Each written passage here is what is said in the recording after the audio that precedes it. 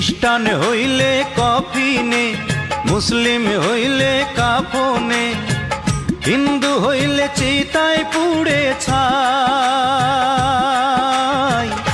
ও মানব গৌরব করার নাই রে কিছু নাই, ও মানব গৌরব করার নাই রে কিছু নাই। খ্রিস্টান হইলে কফিনে, মুসলিম হইলে কাফনে, হিন্দু হইলে চিতায় পুড়ে ছাই।